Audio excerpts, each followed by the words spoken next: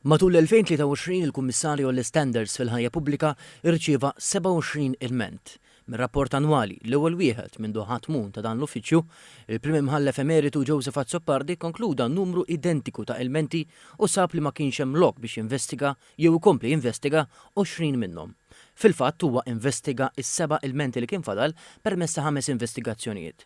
4 mill-5 investigazzjonijiet waslu għal konklużjoni li kien hemm ksur ta' etika. 3 minnhom ma kinux ta' natura gravi, bil-każi jingħalqu b'apoloġiji mingħand il-persuni investigati. Każ wieħed spiċċa quddiem il-Kumitat Parlamentari dwar l-Standards. Però lilin minn numri f'kummenti ma' TVM News il-Prim Imħallef Emeritu Azzopardi rrefera għal bosta rakkomandazzjonijiet li qed jagħmel għat-tisħiħ tal-integrità pubblika f'Malta. Ewlieni fosthom li d-dikjarazzjoni tal-assi tibda tinkludi aktar dettalji dwar il-proprjetajiet iddikjarati mid-deputati parlamentari. L-iktar mhux fuq il-flus, għax flus ħafna drabi lieħ.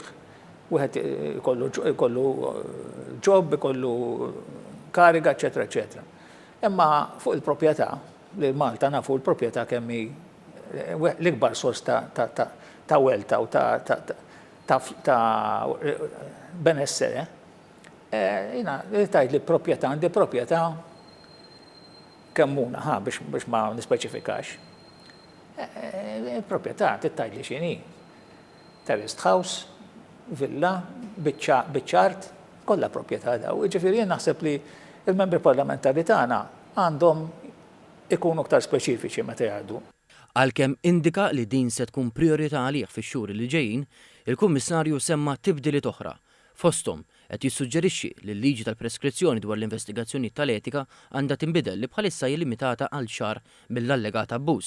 Dwar ir-reklamar huwa qal li l-etika tmur lil hinn mill-liġi u jemmen li r-rappreżentanti tal-poplu fil-Parlament b'mod partikolari il-membri tal-Eżekuttiv għandhom isegwu ċertu livell ta' etika.